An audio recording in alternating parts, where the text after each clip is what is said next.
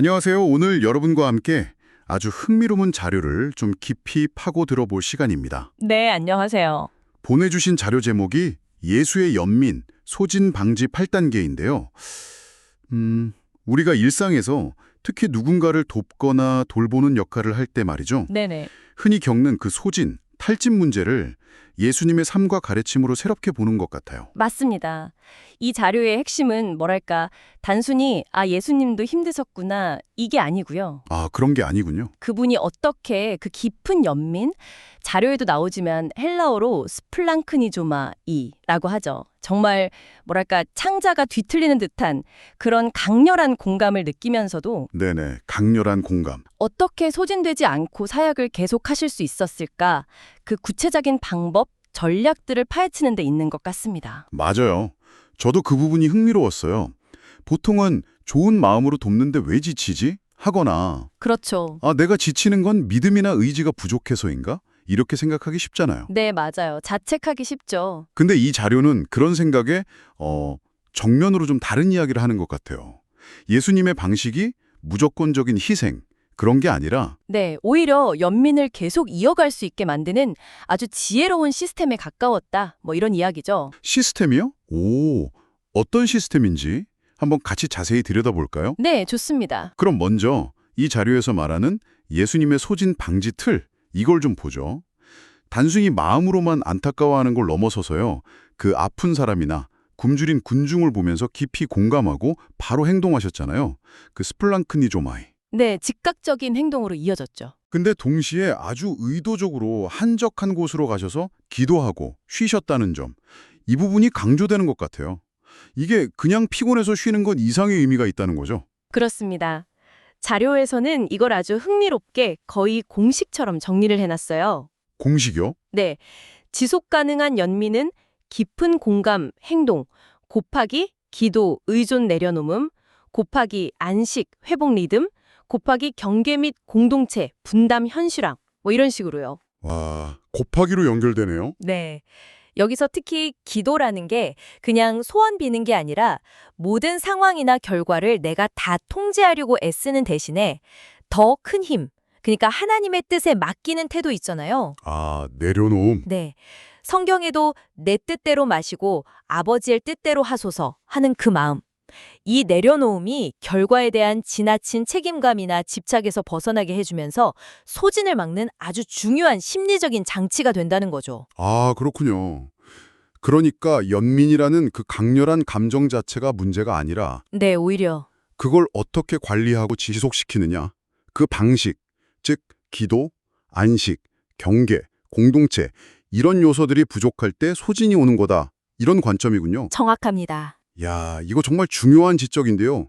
그 스플랑크니조마이라는 단어가 가진 그 강렬함을 생각하면 이런 관리 시스템 없이는 누구라도 금방 지칠 수밖에 없겠어요. 맞습니다. 그 감정의 깊이가 워낙 크니까 오히려 더 의식적인 관리가 필요했던 거죠. 자료를 보면 복음서 여러 곳에서 예수님이 쓰셨던 구체적인 전략들이 나와요. 네, 그 전략들이 아주 구체적이어서 저도 인상 깊었어요. 예를 들면 그 물러남과 돌아감의 주기적인 리듬이요. 네, 리듬? 마가복음을 보면 새벽 아직 밝기 전에 한적한 곳 가셔서 기도하시고 또다시 사람들한테 가시는 모습 나오잖아요. 네, 그렇죠. 이게 그냥 피곤해서 잠깐 쉬는 거랑은 좀 달라 보여요. 뭐랄까, 의도적으로 에너지를 다시 채우고 활동 강도를 조절하는 패턴, 그런 느낌이에요. 그렇죠. 그리고 더 나아가서 마가복음 다른 곳을 보면 제자들한테 너희는 따로 한적한 곳에 가서 잠깐 쉬어라.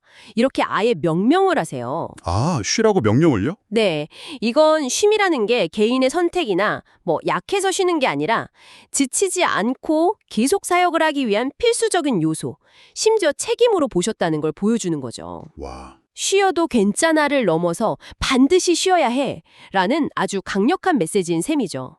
특히 누군가를 돕는 역할을 하는 분들께는 이 부분이 큰 위안도 되고 또 도전도 될 것 같아요. 쉼의 명령이라. 와, 정말 관점의 전환인데요. 그리고 또 하나 주목할 만한 게 분명한 경계 설정인 것 같아요. 네, 경계 설정 중요하죠. 때로는 사람들이 더 계시기를 원해도 우리 다른 마을로 가자, 거기서도 전해야 한다 하시면서 거절하시기도 하고 네, 단호하게. 또 받아들여지지 않을 때는 발에 먼지를 떨어버려라 하시면서 미련 없이 떠나시는 모습도 있잖아요. 모든 요구에 다 응답하는 것만이 연민은 아니다. 이런 걸 보여주시는 것 같아요. 바로 그 지점에서 선한 사마리아 사람 비유가 아주 흥미롭게 연결돼요. 아, 그 비유요. 어떻게 연결되죠? 보통은 이 비유를 그냥 무조건적인 사랑의 모범 이렇게만 보는데 이 자료는 좀 다른 각도에서 봐요. 사마리아 사람이 길에서 만난 강도 만난 한 사람? 그러니까 자기 눈앞에 있는 가장 가까운 이웃에게 자기가 할 수 있는 구체적이고 즉각적인 도움을 줬다는 점에 주목하는 거죠. 구체적인 도움이요? 네. 기름 붓고 쌈해주고 주막 데려가 돌보고 돈까지 내주잖아요. 그냥 추상적으로 세상을 구원해야지 라거나 감당 못할 모든 요구에 응하는 게 아니라 지금 여기서 내가 할 수 있는 현실적인 범위 안에서 도움을 구체화하고 한정짓는 지혜, 이걸 보여준다는 거예요. 이게 바로 경계 설정의 실제적인 예시가 될 수 있다는 거죠. 무조건 다 해야 해라는 그 압박감에서 벗어나게 해주는 거고요. 와, 선한 사마리아 사람 비유를 그렇게 해석하니까 경계 설정이랑 자연스럽게 딱 연결되네요. 막연한 부담감이 아니라 구체적인 행동으로 이어지게 하는 힘이 거기서 나오는군요. 그렇죠. 그리고 공동체 활용과 위임의 중요성도 빼놓을 수 없겠죠. 네, 물론입니다. 제자들을 둘씩 짝지어서 보내시거나 그 오병이어 기적 때도 군중들 질서 있게 앉히고 떡이랑 물고기 나눠주는 일은 제자들에게 맡기시는 모습. 맞아요. 혼자 모든 짐을 다 짊어지려 하지 않으시고 역할을 나누고 협력하는 시스템을 아주 적극적으로 활용하신 거네요. 맞습니다. 이건 뭐 리더십 관점에서도 중요한 통찰이죠. 효과적인 위임과 팀워크가 리더 자신뿐 아니라 공동체 전체의 지속 가능성을 높인다는 거니까요. 네네. 그리고 여기서 또 하나 아주 중요한 해석이 필요한 구절이 나와요. 바로 내 이웃을 내 자신과 같이 사랑하라는 계명인데요. 아, 그 유명한 계명이요? 네, 이 자료는 여기서 내 자신과 같이라는 부분을 주목해요. 이게 단순히 이웃사랑의 열정을 강조하는 수식어 정도가 아니라 자기사랑, self-love, 즉 자신을 돌보는 것이 이웃사랑의 출발점이면서 동시에 기준선, 벤치마크가 된다는 해석이에요. 기준선이요? 그 해석 정말 흥미로운데요. 보통은 나를 사랑하듯 이웃을 사랑해라. 그래서 이웃사랑의 정도를 강조하는 걸로 이해했는데 네, 그렇게 많이 이해하죠. 근데 거꾸로 내가 나 자신을 돌보는 수준이 이웃을 사랑할 수 있는 한계선 혹은 척도가 된다는 의미로 볼 수 있겠네요. 그렇죠. 그럼 만약 내가 나를 제대로 못 돌보고 있다면 내 자신과 같이 사랑하라는 명령 자체를 제대로 수행할 수 없게 되는 거네요. 바로 그겁니다. 와, 이건 자기 돌봄이 이기적인 게 아니라 오히려 건강하고 지속적인 이웃사랑을 위한 필수 조건이다. 이런 뜻이 드네요. 정확합니다. 내 자신과 가치는 이웃사랑의 최소 기준이면서 동시에 내가 나를 돌보는 만큼까지만 이웃을 도울 책임이 있다는 건강한 한계선으로도 작용할 수 있다는 거죠. 건강한 한계선. 네, 이 관점은 자기 돌봄을 좀 죄책감을 느끼거나 소홀하기 쉬운 분들에게 중요한 질문을 던져요. 여러분은 자신을 어떻게 돌보고 있나요? 그게 여러분이 이웃을 사랑하는 방식의 기준이 될 만큼 충분히 건강한가요? 하고 묻는 거죠. 와, 정말 많은 생각을 하게 만드는 지점입니다. 아, 그리고 마지막으로 안식일 논쟁에서 예수님이 하신 말씀 있잖아요. 네, 안식일이 사람을 위해서 있는 거지 사람이 안식일을 위해서 있는 게 아니다. 이 선언도 결국 같은 맥락으로 연결되는 것 같아요. 맞습니다. 규칙이나 형식이 목적이 아니라 사람의 회복, 쉼, 그리고 기쁨. 이게 더 본질이라는 거잖아요. 그렇죠. 본질은 사람이죠. 이런 주기적인 멈춤과 회복의 리듬이 단순히 쉬는 걸 넘어서 연민이라는 감정을 다시 채우고 지속시키는데 필수적인 연료와 같다. 뭐 이런 해석도 가능하겠네요. 네, 맞아요. 안식은 단순한 휴일 개념이 아니라 연민을 포함해서 인간의 전인적인 건강을 유지하고 회복시키는 삶의 필수적인 리듬이자 시스템의 일부로 제시되는 거죠. 자, 그럼 지금까지 예수님의 삶과 가르침에서 발견된 소진 방지 전략의 틀, 그리고 구체적인 모습들을 살펴봤는데요. 네.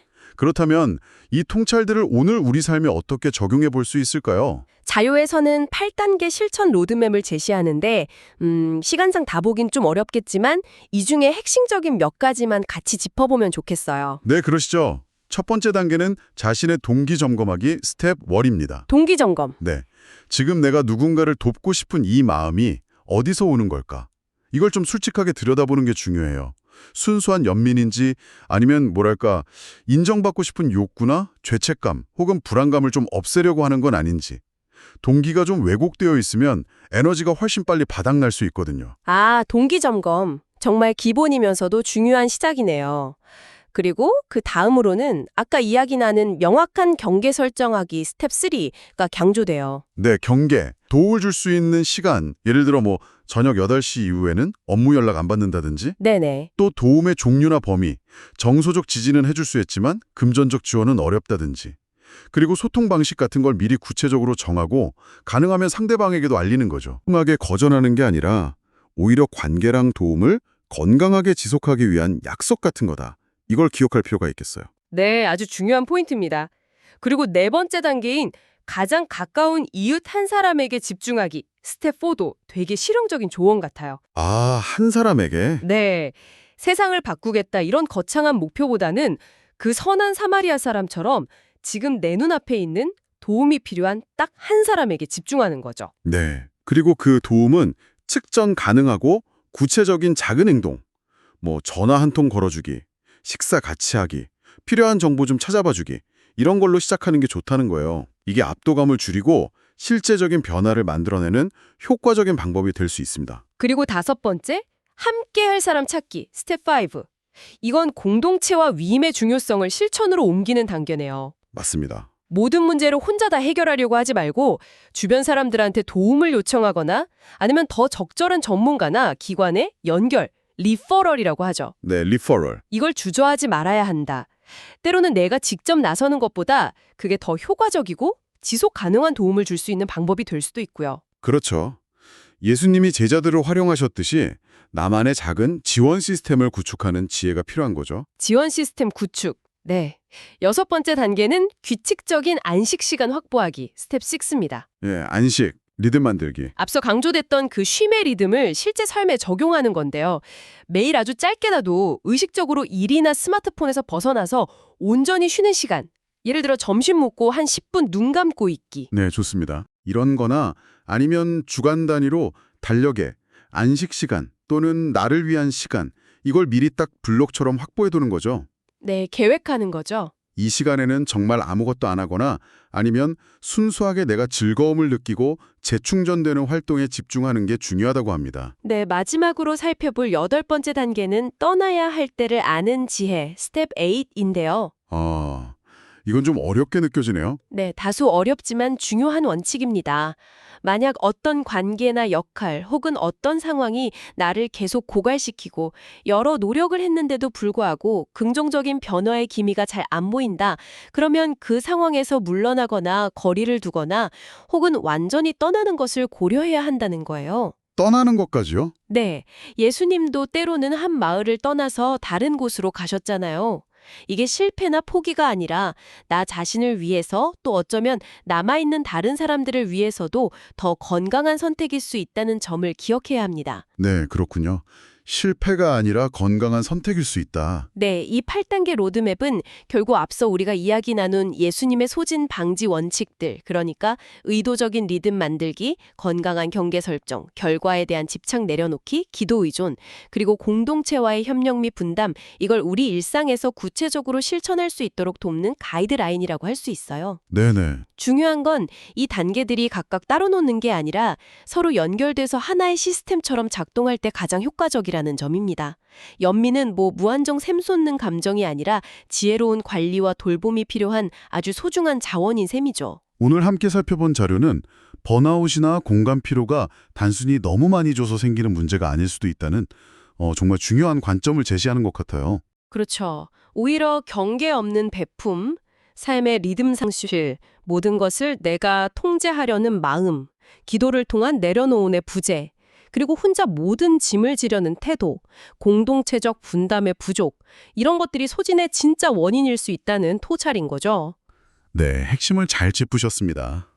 이 자료의 제안처럼 결과를 내려놓는 신뢰를 회복하고 경계와 분담으로 도움의 구조를 만들고 또 안식으로 삶의 건강한 리듬을 찾고 가장 가까운 이웃에게 구체적으로 행동할 때 그때 우리의 연민은 마르지 않고 지속 가능한 힘이 될 수 있다. 이런 희망적인 메시지를 얻을 수 있었습니다. 그렇습니다. 오늘 나눈 이야기들이 여러분 각자의 삶과 상황을 돌아보는데 작은 계기가 되었으면 좋겠습니다. 네. 마지막으로 여러분 스스로에게 한번 질문을 던져보시면 어떨까요? 나의 연민과 에너지를 지속 가능하게 만들기 위해서 이번 주 당장 시도해 볼 수 있는 가장 작은 변화는 뭘까? 가장 작은 변화. 네. 어쩌면 그게 5분 일찍 일어나서 조용히 차를 마시는 시간일 수도 있고요. 아, 네. 저녁 시간에는 업무 알림을 끄는 작은 경계일 수도 있고, 혹은 동료에게 저기 이거 좀 도와줄 수 있을까요? 하고 용기 내서 물어보는 것일 수도 있습니다. 그 작은 시작이 지속 가능한 연민의 첫걸음이 될 수 있을 겁니다. 네. 오늘 예수의 삶에서 발견한 소진 방지 전략이라는 정말 흥미로운 주제를 통해서 여러분과 깊은 이야기를 나눠봤습니다. 이 시간이 여러분께 어떤 예상치 못한 아하 하는 순간과 함께 삶에 적용해 볼 수 있는 실질적인 도움을 드렸기를 바랍니다. 네, 유익한 시간이었습니다. 다음에도 여러분의 지적 호기심을 채워드릴 흥미로운 자료와 함께 돌아오겠습니다. 함께해 주셔서 감사합니다. 감사합니다.